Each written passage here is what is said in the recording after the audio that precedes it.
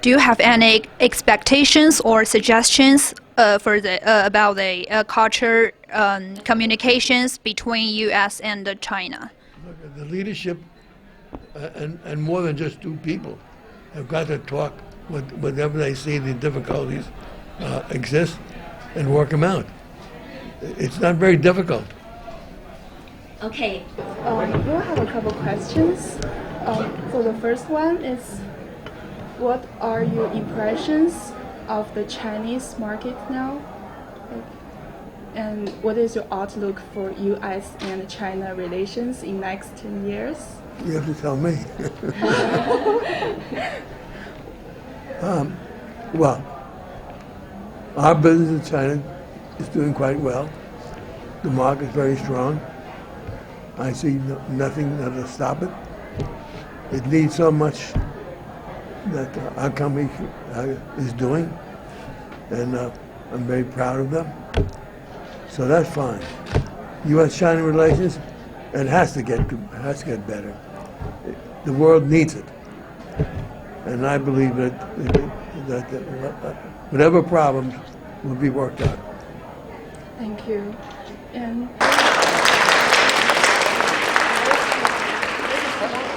now, let the program begin. We will have a master of ceremonies, and Ray Harbour. And Ray is he's an opera star in his own right, but I'm not going to ask him to sing the opera. But he also comes from the Hornbrook family that goes way back to colonial times. It was one of the most prominent financial companies in the United States. Their symbol is one of the sailing ships that used to sail over to Asia and China and bring all those goods back to the U.S. So he'll be our master of ceremonies. But I'd like to say a few more words about this club. First of all, the Chinese Cultural Foundation, we're now in our 16th year, but the inspiration for everything we've done is our Honorary Chairman, Maurice R. Greenberg. And Hank Greenberg was here just a few minutes ago, and he just came, we had some photos, and then he had to leave. But this man is our hero and my personal hero. I have known of him and known him personally for probably 40 years. And when I was thinking about what makes a hero, I looked up. I said, what are the 20 most prominent characteristics for a global leader? And there were things like vision, things like integrity, things like passion, things like teamwork, things like generosity, humility, sense of future. And every one of those 20 characteristics fit Maurice R. Greenberg. As a result of that, what we have done, and he, by the way, he has been our guiding light and our inspiration ever since we began. And he has set the highest standards of operations, which is why we are now honoring some other high-standard people.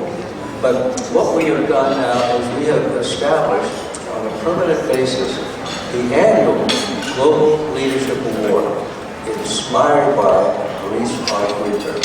And you'll be hearing a lot more about that award, and you'll be hearing a lot more about our ongoing programs. We are expanding, we're diversifying, we will have at least four events this coming year. The first of these, by the way, is in your program. It's going to be a major art and sculpture exhibition at Federal Hall. And Federal Hall is right at the junction of Wall Street and Broadway. It's right across the street from the New York Stock Exchange, and right there in front of Federal Hall is the statue of George Washington, our first president of the United States, because this is where George Washington was inaugurated. But my point is that we are expanding, we're diversifying our areas, but the one common denominator we have is that we use culture as a means of bringing people together to enjoy culture, but to enjoy each other and to have mutual success. Tonight we have some beautiful culture because we have some opera singers, Chinese, as well as pianists who have performed at the Metropolitan Opera House, which I love and I know you love. But now I'd like to say something about our program, because we are honoring 8 incredibly successful, wonderful women entrepreneurs tonight. And we really should be honoring a knight, because the knight is Elizabeth Wang, who is the founder and visionary of the Chinese Cultural Foundation. So without further ado, I would like to have Elizabeth come up and have her show you a little bit of our history and tell us a little bit more about what we're doing. So thank you, Elizabeth, and thank you all for coming.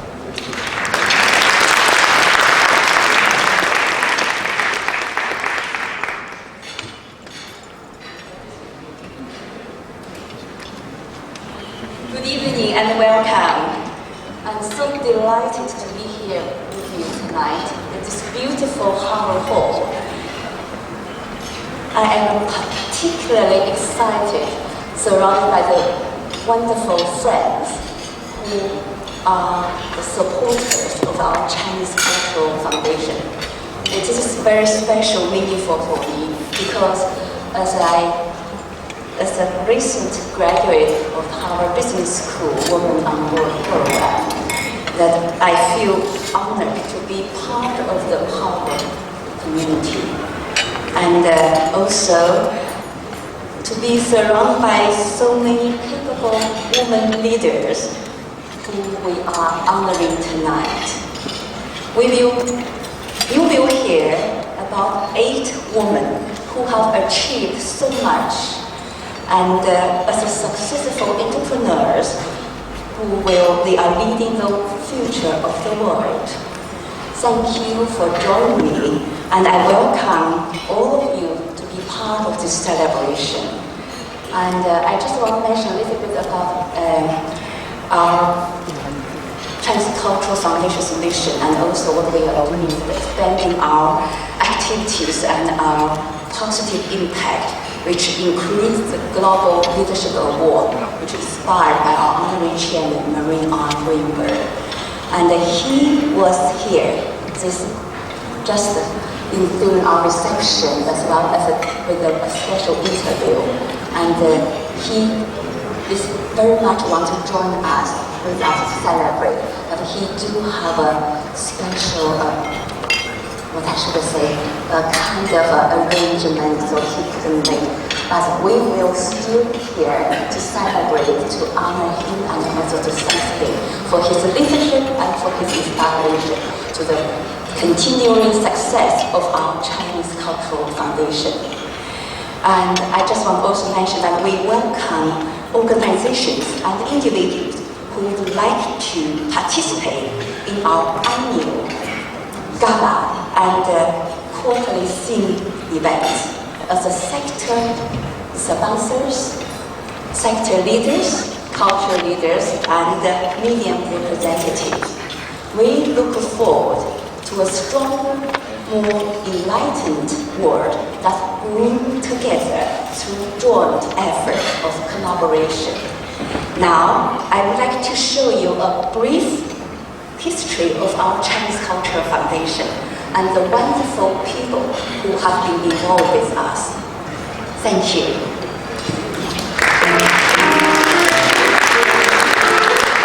So I'd like to welcome all of you tonight to Harvard Hall.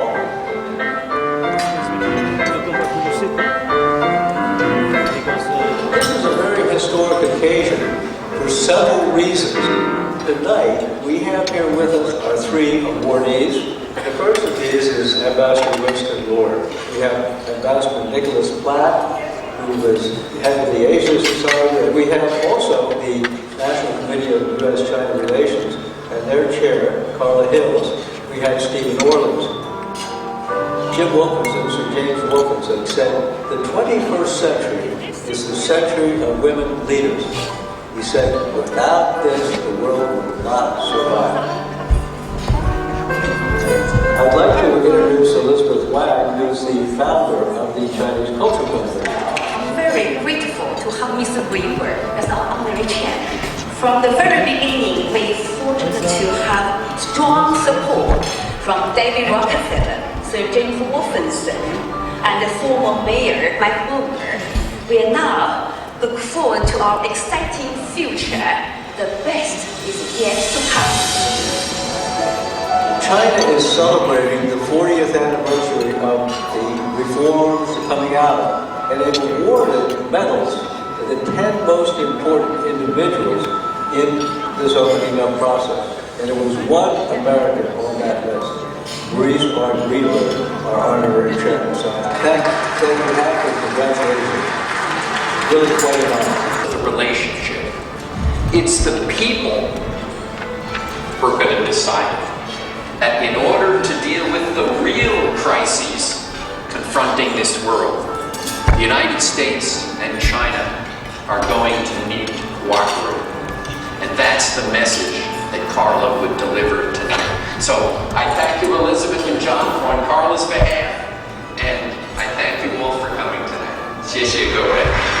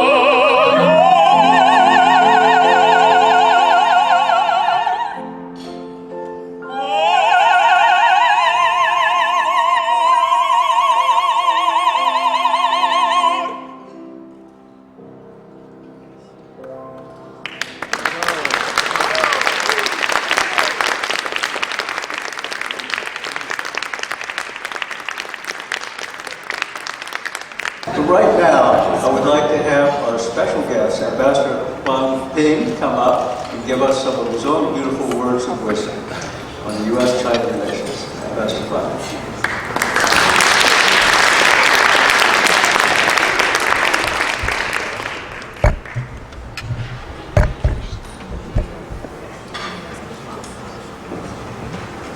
I know you would like to enjoy the opera in this speech, but I think on this very important occasion, I need to say something. Okay, distinguished guests, ladies and gentlemen, it is my great pleasure to be invited to join you on this very important occasion.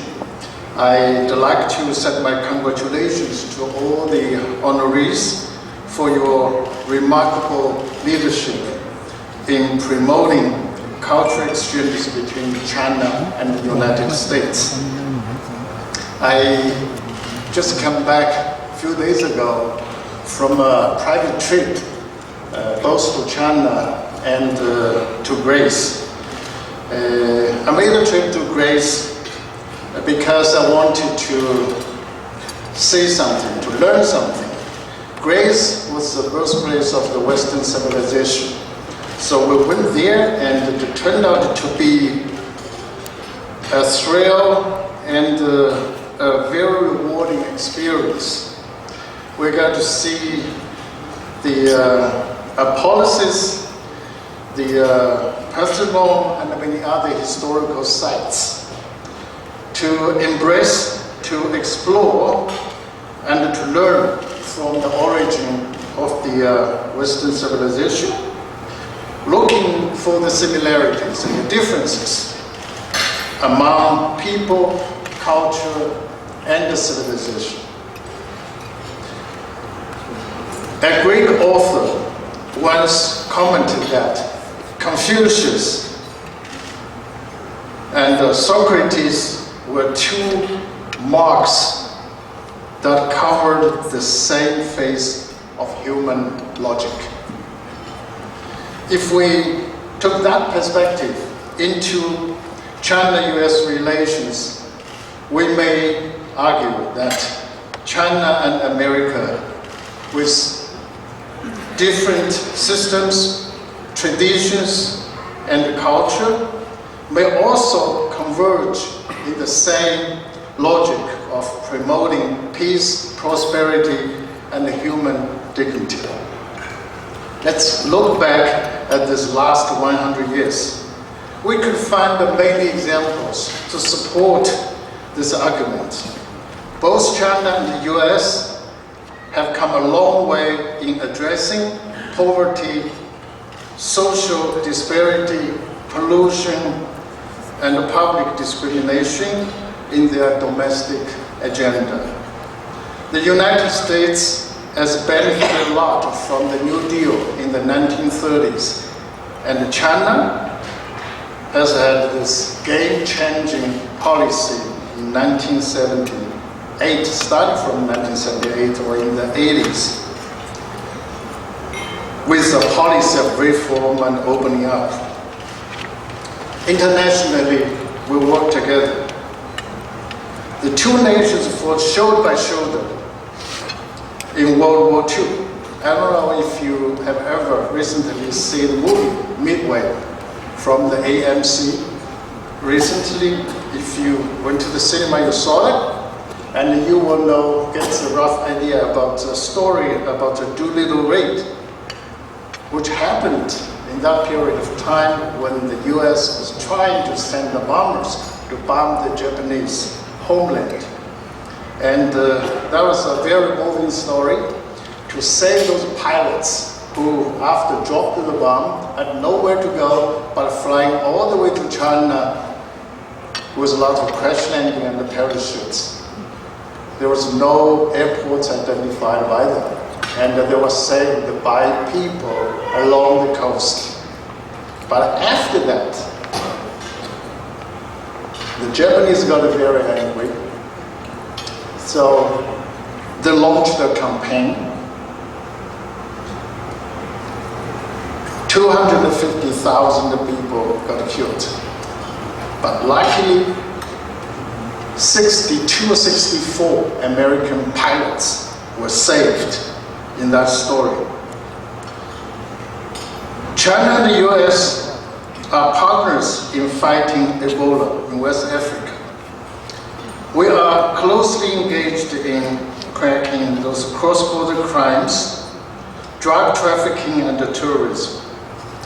As technology advances rapidly today, there are lots of new problems to be addressed, like the problems brought by automation and artificial intelligence. I believe if the two nations really wanted, they could find a lot more areas to cooperate in the vast world and the universe. But unfortunately, there are less people speaking about what China and the US can achieve together, as the ongoing China threat and the argument for disengagement have brought our relationships to stagnation.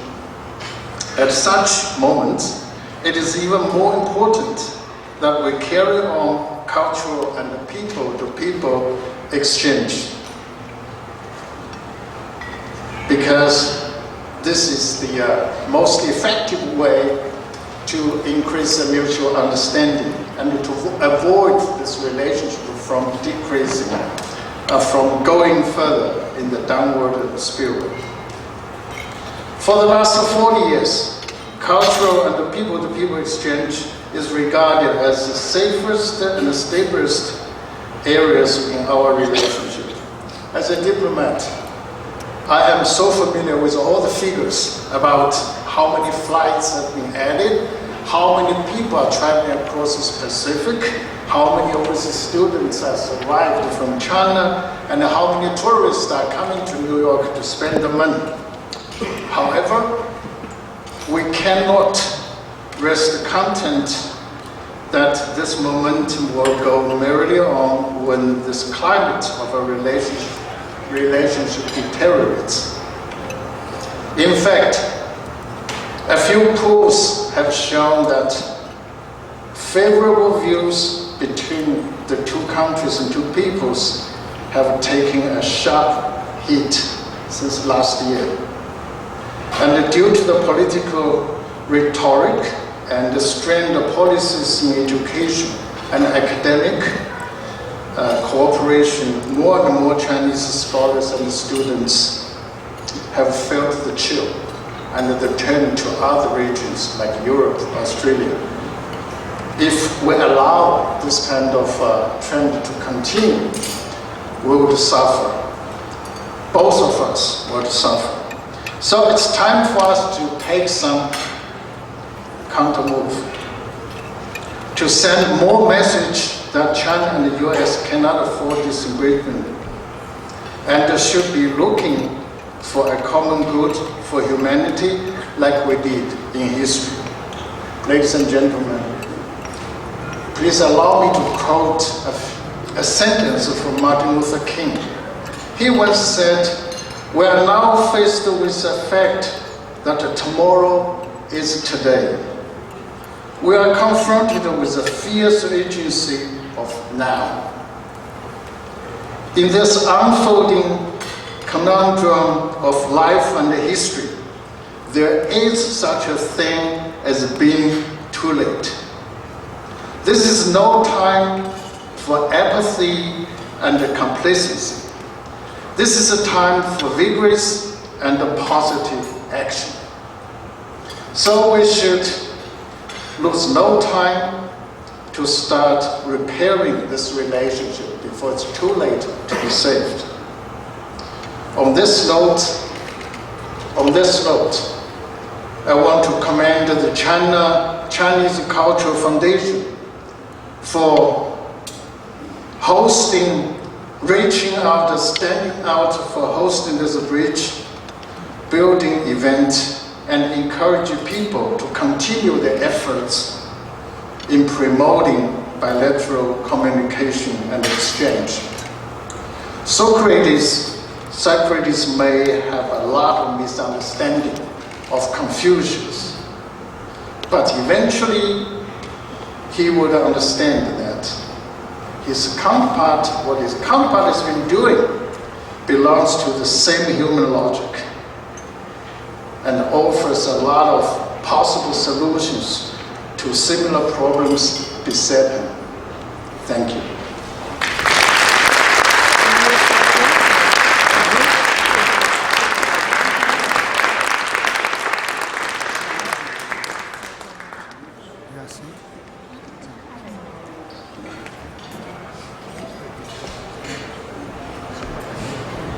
Thank you, Ambassador Huang. I loved your references. You know, you referenced Confucius, you referenced Socrates, Martin Luther King. And if you look at those two references, or three references, Socrates had a technique, and it was the Socratic method of asking people what their opinion was. And I think if we apply that more to China and to the US, if we ask what the other side is interested in and how we can work together, we'd be a lot happier with that. So Socrates was brilliant in that regard. Confucius too. If you look at one of his primary edicts, it was, do not do unto others as you would not have them do unto you. It's basically the golden rule. It is the fundamental way that humanity gets along with humanity. So both of those references were magnificent. But Martin Luther King was also a very big fan of John Kennedy. And if you look through this door when you get out, you see across the dining room in there, you see a big portrait of John Kennedy. And John Kennedy said something that you implied, and that was, if not now, when, if not us, who. So I think it's time for us as individuals, us as part of these communities, to reach out and make friends, and this is what the Chinese Cultural Foundation is all about, bringing us together. So thank you again, Ambassador Huang. Now I'd love to hear the Consul.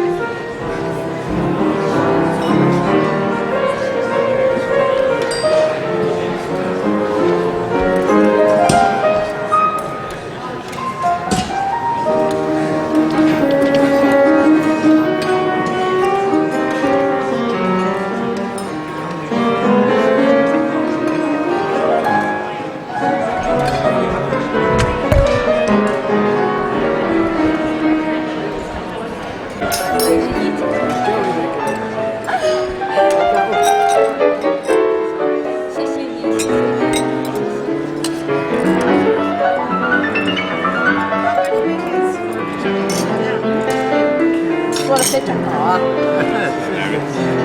Andrew.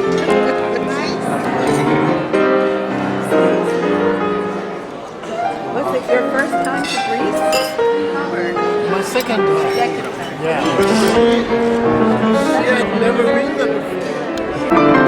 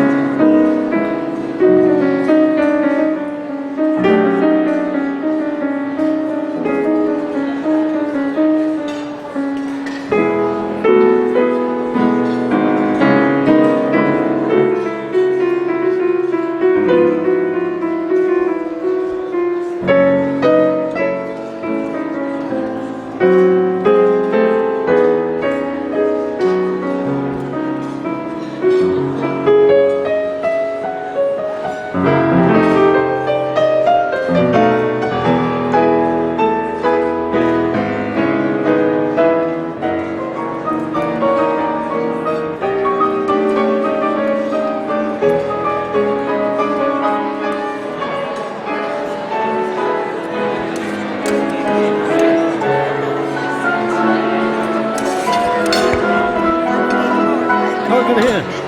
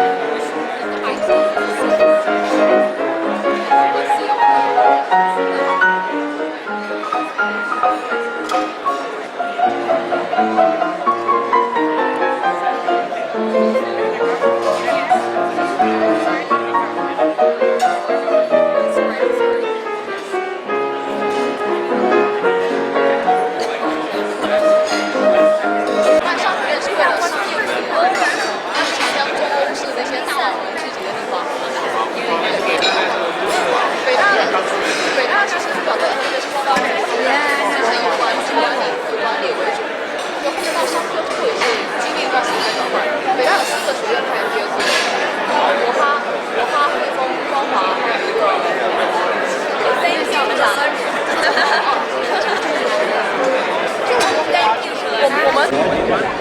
have a silent auction. So there are a lot of goodies there, very interesting prices. So if you have a chance when you're meandering around the room talking to friends, go back there and check out the silent auction. Because I think, as you know, every foundation is not that liquid these days, unfortunately, particularly with some of the strains on the Chinese-American relations. Everybody out there, including some of our major associates, are not having as much liquidity as they'd like. So participate, be generous, and we love you. Thank you.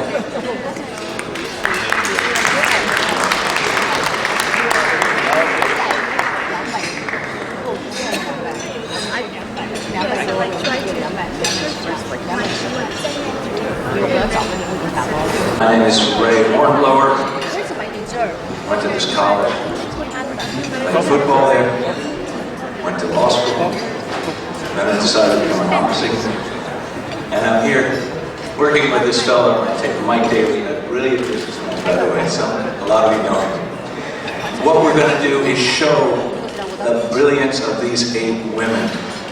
I want every one of them to talk about how they became brilliant. And I want them to inspire us, because just reading their bios is very inspiring. I'm looking at this lady over here. Not only does she have an incredible career, she has 6 children. How could you do that? So I'm going to ask just a few questions. Apparently we only have a couple of minutes. First of all, let me talk a little bit about culture. Because I come from a terribly underprivileged town called Greenberg, Connecticut. And we had the most amazing musical culture there, where every year, starting in 4th grade, you did a complete Gilbert and Sullivan.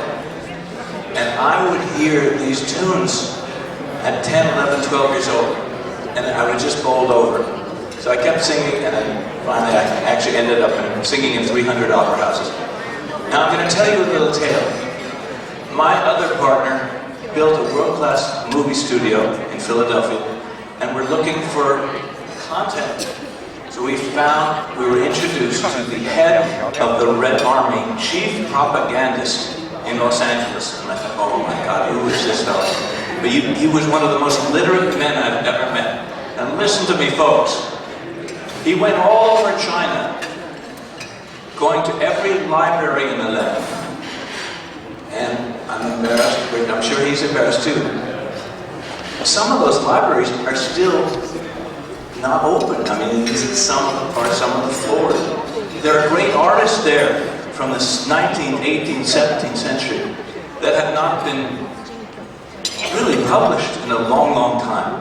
We found a fellow who spent 20 years of his life writing about 3 families that migrated to San Francisco in 1850, and they were the earliest laborers in the Trans-Pacific Railway. There were thousands of Chinese. They built this country, and that story really needs to be told. And this fellow, believe it or not, he's written 15 episodes, and we're going to try to make it a smash hit. But who would have thought, and who would have found this guy spent years in these libraries digging out that story? And I really hope this is a direction we should all lean into. Film, one of our honorees has been very active in film. That is a great way to, but you have to write the story, either the book or the literature.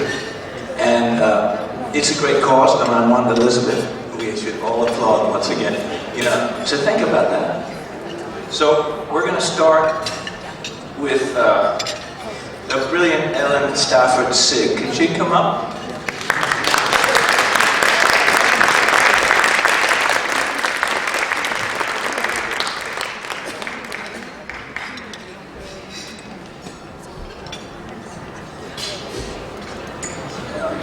I had to say, I said, you are much prettier than that photograph. And by the way, I didn't invite my wife tonight, so I say, I'd be a dead man. So Ellen, just amazing. I was a lawyer for quite a few years. 7 accounting firms. And if you had that as an accounting firm, it would make your career. So Ellen has risen to the top of Deloitte. We all know in business, if you can get Deloitte to be your accounting firm, and if you can afford them, it's going to make your business, especially if you want to go public. So, Ellen, we have her bio. I hope everyone's read it. But tell us a little bit about what you're proudest of in your career. Thank you for that warm welcome. I appreciate it. I'm delighted and honored to be here with this tremendous group, and particularly honored looking at the bios and backgrounds of the other honorees. I'm pretty humbled as well. And I don't have 6 children, so I only have 1. But in terms of my proudest accomplishment, I would say, obviously, I've been with Deloitte over, we were just talking about this, over 30 years. And as a partner in a partnership, one of the things that's most important is the trust and value of your partners. And so to be on the board of Deloitte, I enjoyed being on the board. We have term limits, it's good governance. I learned a lot about myself, I learned a lot about my strengths and how to leverage them, to have a voice, to challenge, to collaborate. But most of all, it's being trusted by your partners. And you're elected to the board, you're chosen. And that, to me, is an accomplishment that sort of culminates being part of a partnership. And having that trust, it is purely on the voice of your partners and being for your partners. I would say that has exposed me to some things that I want to mention briefly, which is, because this is about women in leadership. And I have had the privilege, through being on our global board of traveling, spending a good deal of time in many places, including China. And China is the best in terms of women in leadership. I was in China in April, I go periodically, and one conference room where we were getting together to work on a significant client challenge. 8 out of the 9 were women. I make sure I meet with the people in leadership in our firm in China when I'm there. 4 out of 5 of the people I was meeting with in April were women. Women who are powerful, strong, thoughtful leaders. And that's something, when you talk about cultural bridges between countries, women are a great bridge between countries, and women in leadership are a tremendous bridge. So that I want to comment on as well.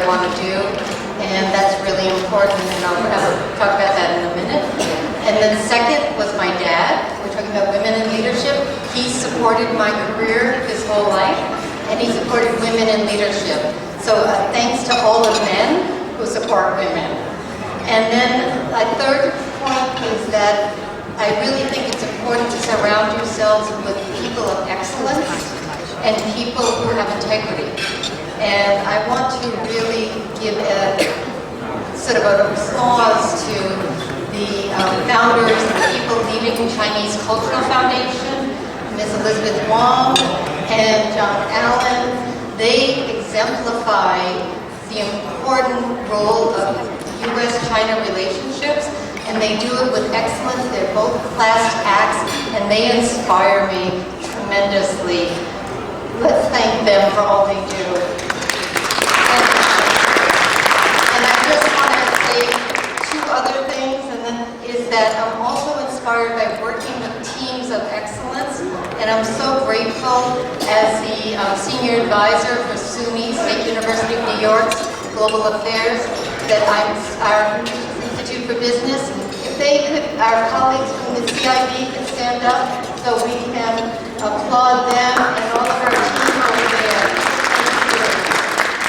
And if you're not familiar with Confucius Institutes, please, we encourage you to be informed about them. And our CIB is at Nassau Community College, and we would love to support cross-cultural understanding, as Ambassador Huang so clearly highlighted that it's so important now more than ever. Thank you.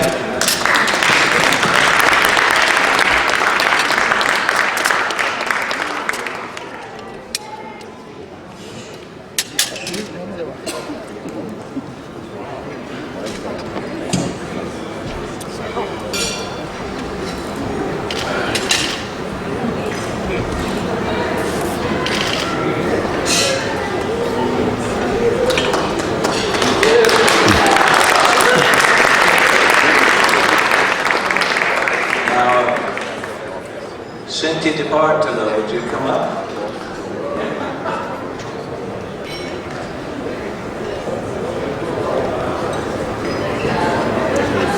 I once met Cynthia at a New York Chamber of Commerce. She probably doesn't remember. There are about 80 people there. In about 2 minutes, she was running the whole show. You forgot. But I did ask Cynthia also to think about what made her so successful, what were her secrets, what inspired her, and how can she inspire us? Thank you, Mr. Honolulu. First, I want to thank the Chinese Cultural Foundation and its passionate leaders, Elizabeth Huang and John Allen.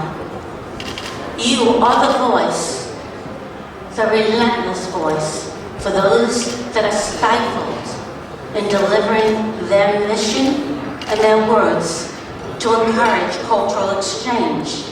Your tireless efforts are more critical than ever during these challenging political times. Make no mistake about it. The walls, the obstacles, working against honest, well-intended cross-cultural communication are as potentially numerous and formidable as the graces, the beauty, the history, and the benefits are alluring. Stiff differences in our life experiences, our social and political values, religious beliefs, are just those things that create one sense of normal and reasonable. But unfortunately, they provide trap doors of misunderstanding. And those doors spring open at any moment, and they compromise intercultural progress. We, each of us in this room as leaders, could not allow that to happen. We must be part of the cultural evolution. Moreover, exponentially, the world today is more cross-cultural than ever before. It is and will continue to be the norm that will be challenged. We must interact with peers who come from different cultures that are quite different from our own. Those with skills and understanding on how to be curious of others, how to ask questions, how to listen, how to explore the differences, how to think critically, and how to articulate and communicate their own lives to those with different values than themselves will not just survive, but will thrive. As cultural diversity is explored and respected, tolerance and differences are fostered. Smarter and more capable people like yourself are engendered and you're empowered. People come to know the depth and richness of others' culture. When this happens, they're able to suspend judgments and biases. I believe that cultural exchange looks like a vibrant tapestry. It is sewn together with values, with thoughts, art, and history that come together from all parts of the world. And in doing that, that tapestry becomes the very platform for fairness, for justice, for inclusion, and it helps undercut what is marred in our society. I ask you to think about this. It's an old proverb. Alone, I can go fast, but together, we can go far. It really is incumbent upon each of us today in this room to yield to that so we can go far in building cultural bridges that are the common good for humanity. Thank you.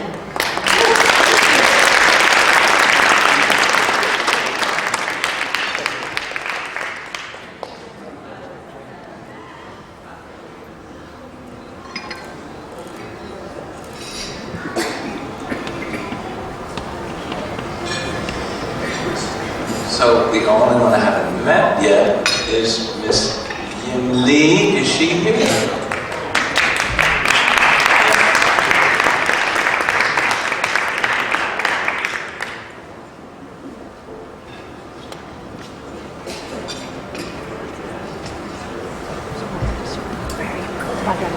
So Yim has done some wonderful things at the UN, and I think she's just going to say a few words about her experience, where she founded support of the United Nations. Just a few. Yes. Thank you. I'm Miss Nogu. I'm talking Chinese story. 今天非常感谢，很荣幸能够参加这个文化基金会的这个晚宴，也非常感谢他给我一个这个很荣誉的奖。我在这里感谢我的朋友以及一直支持我的家人们，希望在这个世界的舞台上，我更能够努力前行，感恩一切，谢谢。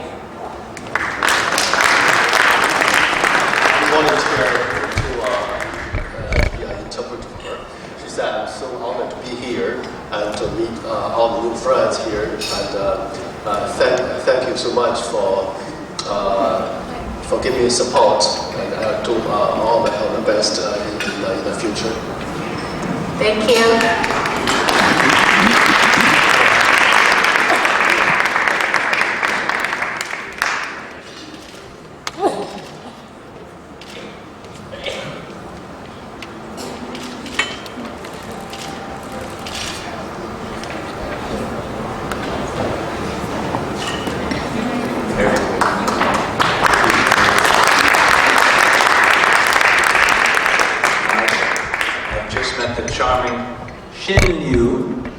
And she is the one we talked about. 6 children, including this gorgeous new 3-year-old. I bring my tea here.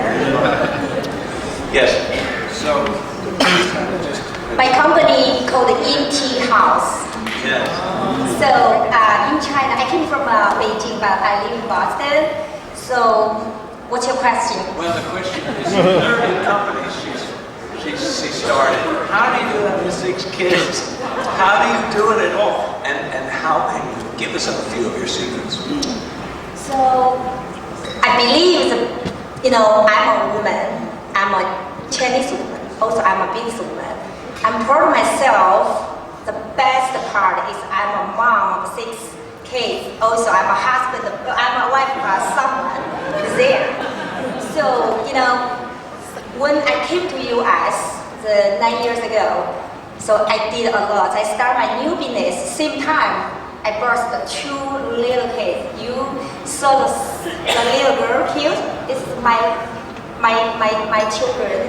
Her name is Sky. She with me today. So why I started In Tea House? In China, we do business. So we started a cup of tea. We build a trust. We make the friends. Then we go in next step. We do business together. Then I saw the opportunity. I live in Boston. Boston has a lot of technology. Then I saw that a lot of startups, they need help. they want to, because I came from China, they want China doing business. So I said, my friend Bill Lai, he said, shit, you are the best person to help them. That's why 5 years ago I started InT House.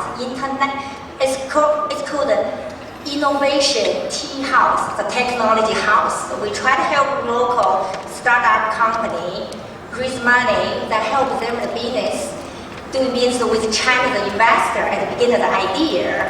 So, but actually we did a lot. We have a big name in Boston area. That's why I'm proud of myself. So we also, work with the China Merchant Bank. So Andrew here, we did a lot of the deal together. But now, living slowly, some reason. But we have a big face. Since I'm six kids a mom, I also have a face.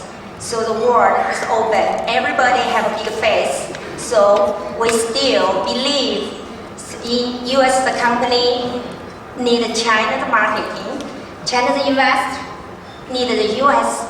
So I think in next we still going. We make different things. Also same time I raise my kids is really good. Thank you very much.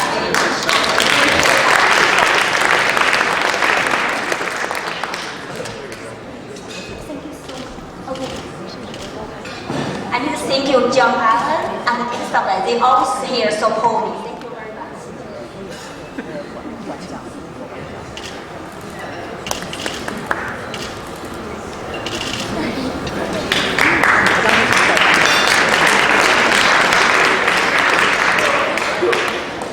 Li Jie, Sue, are you here?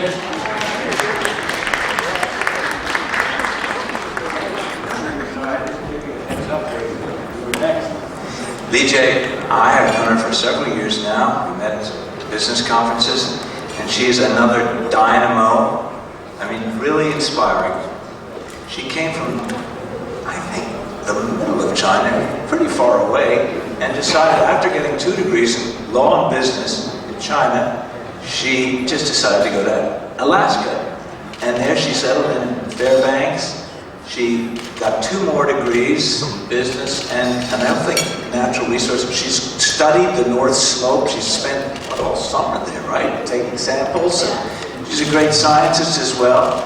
And there's just no stopping this lady. She has brought 5, 6 companies public or been very involved. She's still, she still is in touch with all the major shareholders. That's her major job. And what has driven you? What is your secret? Thank you so much for the introduction. Hello, everyone. The first time I came to this Harvard Club was almost 10 years ago. And at that time, I was so inspired by the people on the wall. My previous boss told me, all these people have made great progress for human beings. Can I tell you the secret? They have to kill a lot of people to be there. I always wonder if that's true. Do they really have to kill a lot of people to be there? There were a lot of men on the wall at that time, and I'm very glad to see today there is a woman. So that's just the progress people made during the current years. And since March 2018, there is a famous event that always makes the headlines. What is that? The US-China trade war. But the problem is so obvious. They don't have a woman negotiator. There was no woman on the table.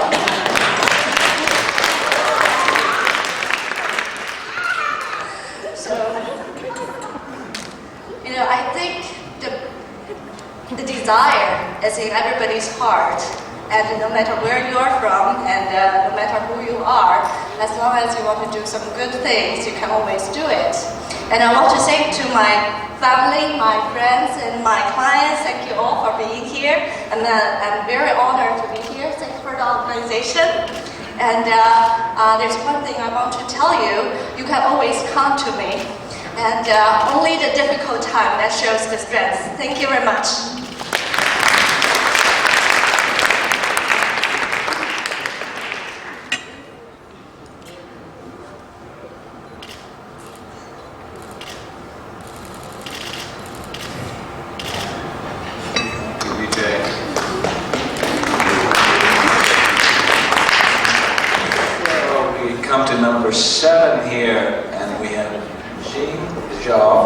Cesarone. She's had a wonderful career at the global CSA Foundation and China-wise. I'd love you to talk, dear Jing Zhao, about both of those organizations. Here we go. Come on up. Another dynamo. Good evening, everyone. First of all, I would like to thank Chinese Cultural Foundation, Mr. John Allen and Elizabeth Huang for this great honor. And I am the founder and the CEO of Global CSR Foundation and also China-wise. During today's reception, you asked me what I'm mostly proud of. I have been actually thinking. So I think I came to the US 20 years ago as a graduate student. I think for the past few years, for the past 20 years, I'm truly most proud of being a cultural bridge between China and US. I started my company China-wise in 2001 when China first entered the WTO. And also that's right after 9/11. I wanted to do something connecting US and China in business, cultural exchange, and education. So over the last 20 years, I have been involved in over close to 100 projects in different areas, ranging from helping US companies open market in China to helping Chinese companies coming to the US and also communicating Chinese companies' achievement to the global stage. And also I'm currently very involved in children projects, helping train teachers, teaching children 0 to 6. This is a US program that's accepted in all the 50 states. As for the Global CSR Foundation, I have been working with corporations, global corporations, private sectors, to be involved in the United Nations Sustainable Development Goals. For that one, Mr. John Allen has been a great supporter since day one. Like 3 years ago, when the UN announced its 17 Sustainable Development Goals, we invited private companies to the UN to sign a commitment letter to include the SDGs into the core business strategies of the companies. So up to today, over the last 3 years, we have done a lot of work, not just with Chinese companies, but also with global companies as well. And I just came back from China 2 weeks ago and participated several conferences in China on sustainability and corporate social responsibility. And Chinese companies has done tremendous work globally on that. So I would like to, in today's US-China relations, with a lot of challenges, I want to be a testimonial about how important for Chinese and US companies, people, to do business together, to have cultural exchange and education exchange. Thank you.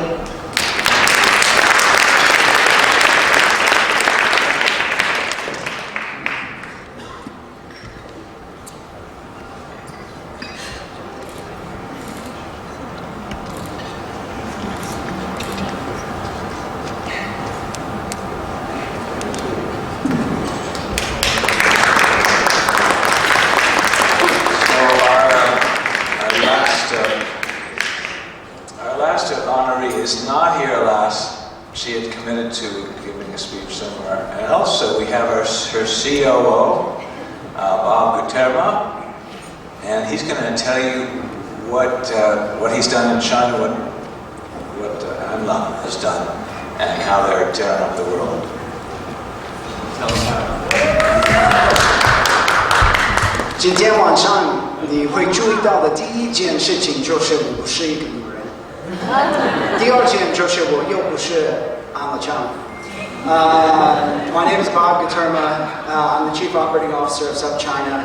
Anla Chung, our CEO and founder, is very sorry she couldn't be here tonight. She's giving a speech at a conference outside of New York City that she had committed to well before we were told she'd be honored tonight.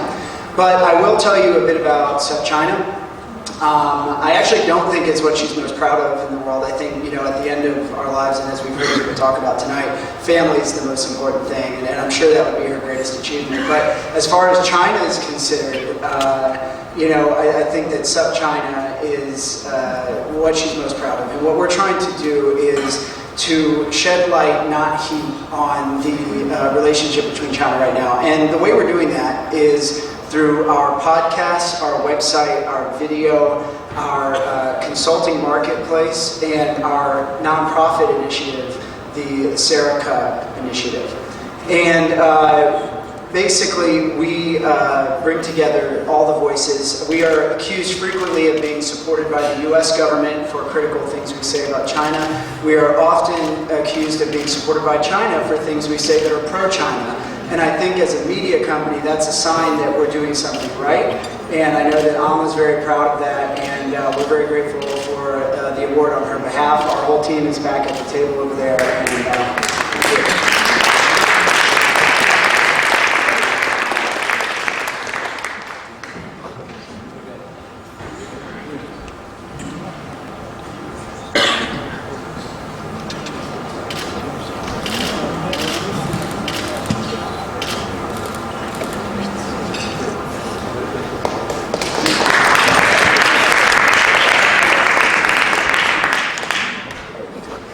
So that is our 8 honorees. I hope you all get to meet some of them. I'd get their cards if I were you. Now I'm going to just finish up by telling you a little bit of a very short story, but it's about cultural, not just exchange, but merger and really living together. This is what happened to me when I was 27. I ran into a studio that had started in Russia, and what this brilliant, he was #1 in his class at the Kiev Medical School and at the Kiev Conservatory, and he figured out a new way to teach voice. He came to this country, he put 40 people into leading roles at the Metropolitan Opera, and then including Mario Lanza studied with him, and some of the great Marian Anderson. But what he had done is taken Asian relaxation methodology and something akin to acupressure and merged it with bel canto. In a very short time, he produced 40 of the greatest opera singers in America. And I'm thinking also of Rossini when he was traveling with his parents who had an opera company, just like Domingo did, a traveling opera company. And he was in the streets of Seville, and he heard this Muslim chant. And it was just beautiful, and he said, I'm going to write that down. And he took the melody and wrote the opening aria from the Barber of Seville, arguably one of the most popular arias of all time. So there's a combination there, and I'll just give you the first phrase, and maybe you'll hear me another time. Se il mio nome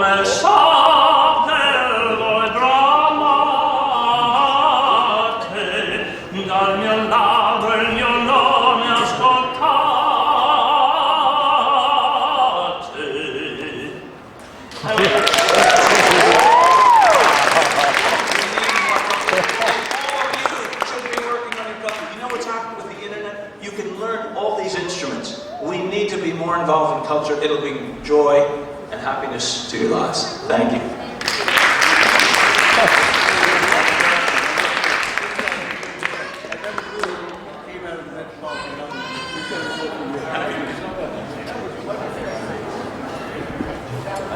That was incredible. When you look at those fabulous women that we are honoring tonight, it makes you realize where the world is going. And one of our great mentors, our great supporters, is Sir James Wolfensohn, the former head of the World Bank. James wanted to be here with us tonight. Unfortunately, his health prevented him. But he addressed the first women's conference in Beijing. And at that conference, he said something that resonated with me and should resonate with all of us. He said, the 21st century is the century of women leaders. He said, without that, the world will not survive. So we are so delighted to honor 8 of those incredible women leaders. 9 was Elizabeth Wang, of course. So thank you all, because that's the future, and that's what the Chinese Cultural Foundation wants to be all about, the future. But we also look to the standards of excellence, the standards of leadership that are personified in our Honorary Chairman, Mr. Maurice R. Greenberg. So thank you all, you wonderful women. Now, I'd like Andrew Ma to come up to the stage. He's the Deputy General Manager of the China Merchants Bank, and Sha Zhu come up as well, because we're honoring a couple of other very influential people. So, Andrew and Sha.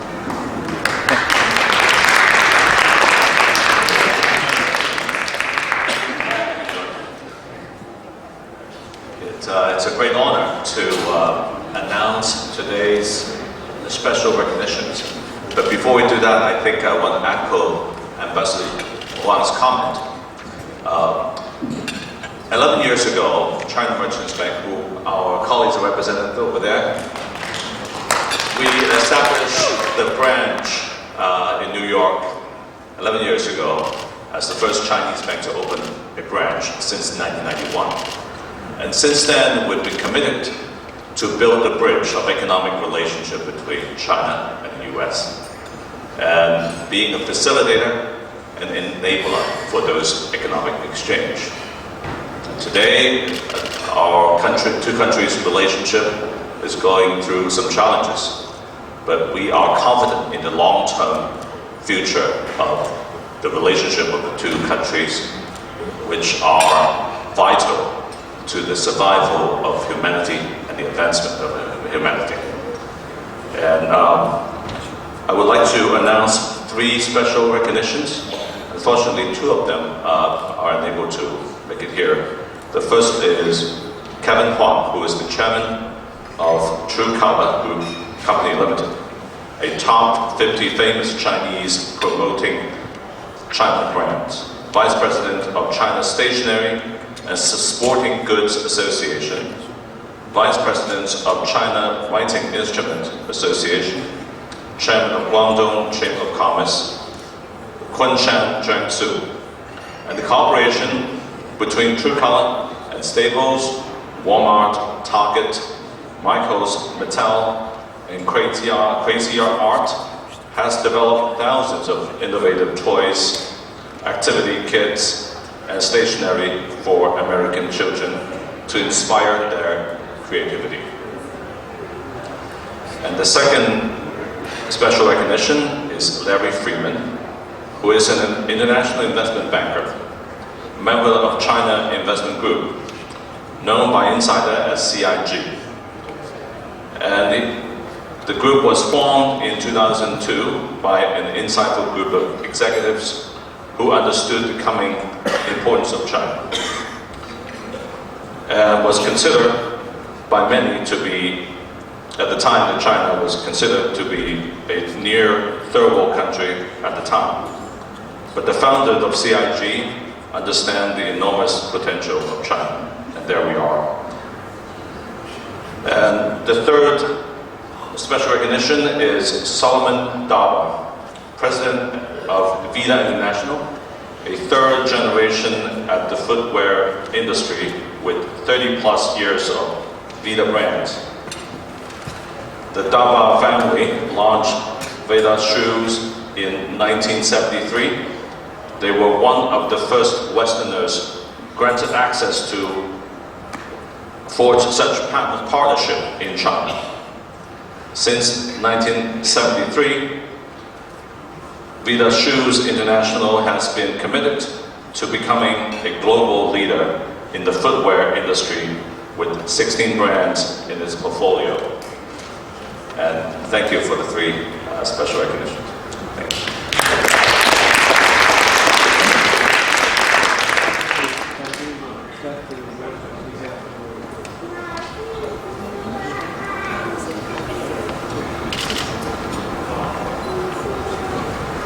Thank you very much, Andrew. Thank you, John Allen. Thank you, Elizabeth Wang. Thanks, everyone.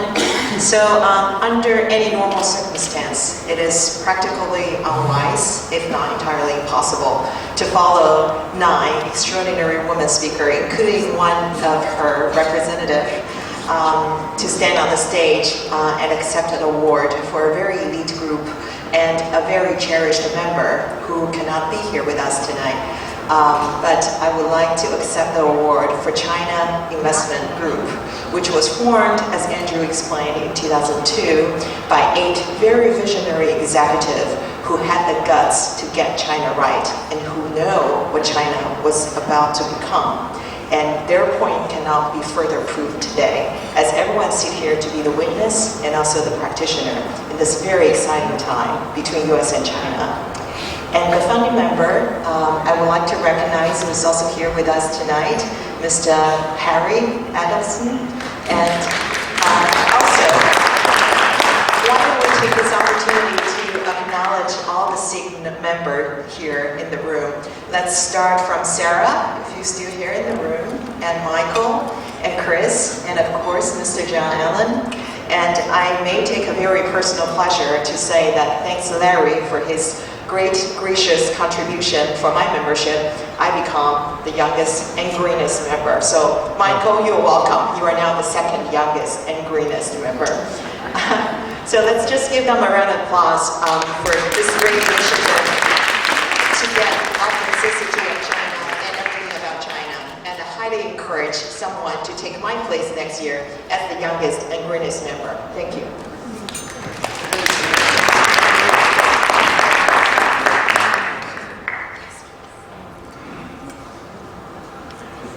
I'm going to say a very few words. That should really get a lot of applause. I've been to China 125 times. I wrote a book, 10,000 Gombe's. It was such a good book, once you put it down, you couldn't pick it up. Now, I'm writing a book about meetings. I shouldn't even be talking about it because it's very critical. It just makes fun of all the meetings and conferences. And it's called The Hilarious Handbook of Meetings and Conferences. It's how no one knows how to understand this high electronic thing.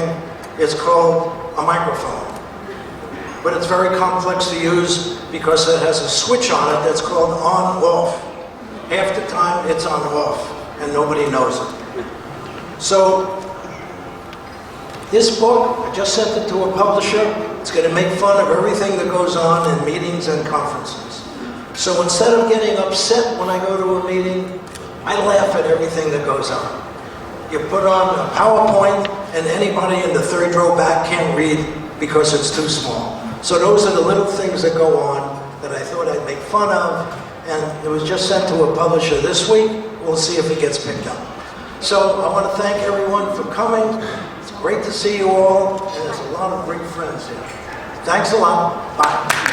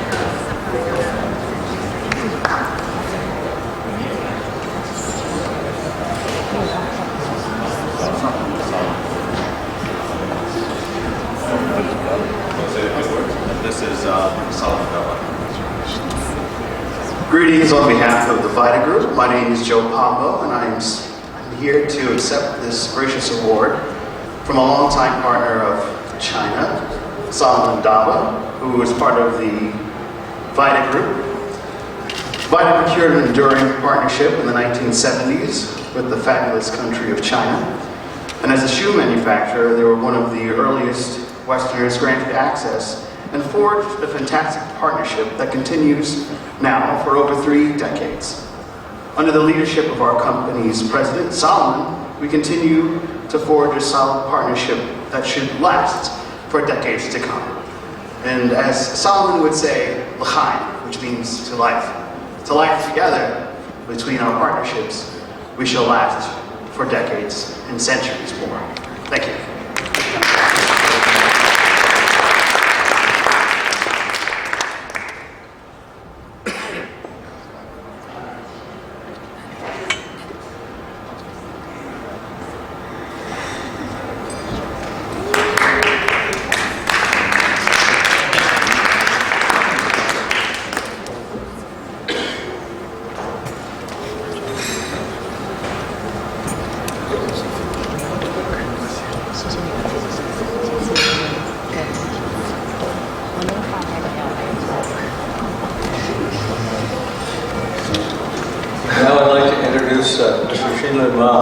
Who's a devoted friend and partner in the Chinese Cultural Foundation, China Cultural Foundation. And Shila, in his own right, is a very famous international artist, incredible artist. His works are in various museums, private collectors.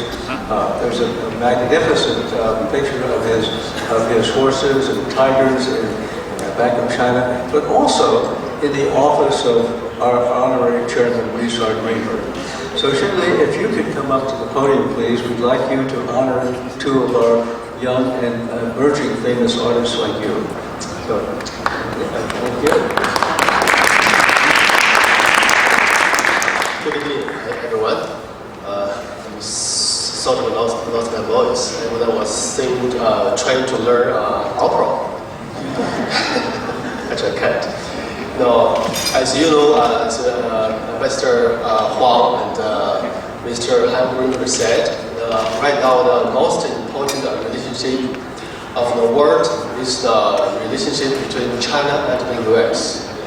And our Chinese Cultural Foundation in the past 16 years plays a very important role in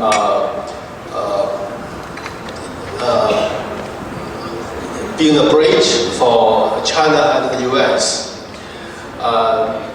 For the foundation, we have people like John Allen and Elizabeth Wang.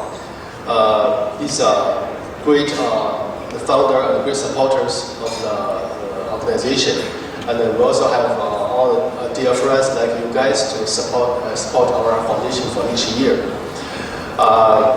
During all these years, we thank you for your great help of our foundation. And every year we have new people and new comers come to our foundation to play different roles and to help our doing all the work. And for this year, I'm going to introduce 2 outstanding young generation from one's Louis Wang. Welcome, Louis Wang. She's working at a big firm in China, and she also is the founding of the Chinese Cultural Foundation Youth Committee. She, in the past years, did numerous of activities all over the world and help to promote Chinese Cultural Foundation. Let's welcome Louis.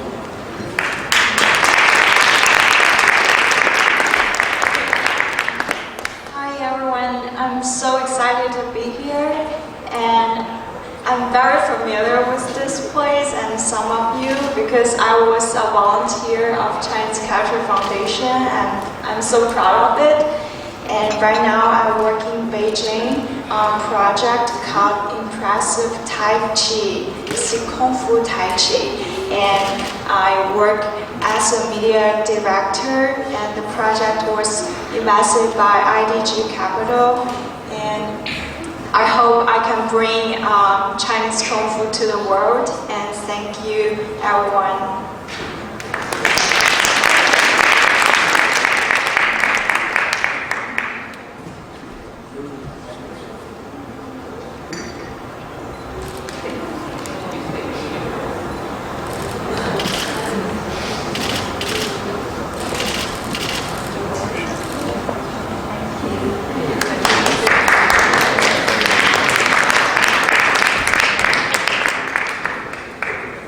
And next one I will welcome is Miss Sang Yimi, Yimi Sang, Emily. She's the key person who works at the Walton, Pennsylvania University, and she organized numerous international summits for Penn State University, and she's also a big promoter of culture and art for between China and the US. Let's welcome Sang to. Thank you. Thank you, everyone. I'll start with a brief introduction of myself. My name is Emily Yimin Sang, and the president of Penn China Summit and the founder of the Sino-American Youth Foundation. I was born from Xi'an, Shanxi, and I'm Chinese. So this is my second year with Chinese Culture Foundation. I'm so glad to be here. Thanks Elizabeth Wang, thanks John Allen, and thanks everyone. Thanks Mary, and also thanks my friend from the table 7. It is my pleasure to be here, and thanks Ambassador Huang. Ambassador Huang is also our keynote speaker from our summit last year. Thank you.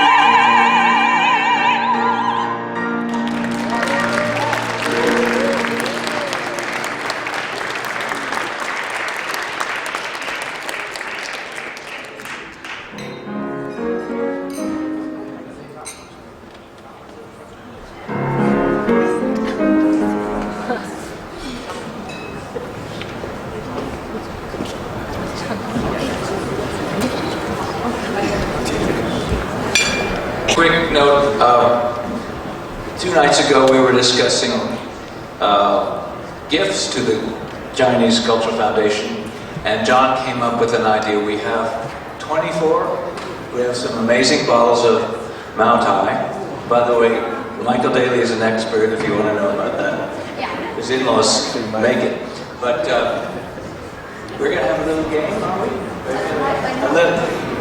we? You all have Chinese Cultural Foundation support, and we're going to, if you can fill them out, if you're really feeling bad, you can put $100. If you're feeling better, and what we're going to do is count them, calculate them, and the person with the largest gift will get a very nice treat of several bottles of the Mao Tai. And I think second will also get a treat, and number 3 will also get a lesser gift. But I think it's a great way, and we need to support Elizabeth. We've talked about so many great challenges here we have, and let's have this final little raffle for the Chinese culture. Great. Our friend here donated.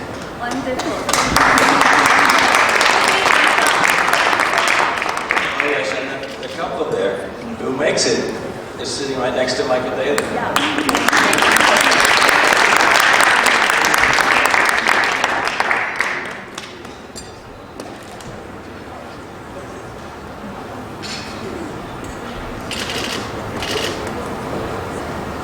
Well, the evening is ended, so adieu, merci. Thank you all for coming here, and this has been a wonderful, inspiring event for all of us, starting out with our Honorary Chairman, Hank Weaver, and ending with this beautiful music.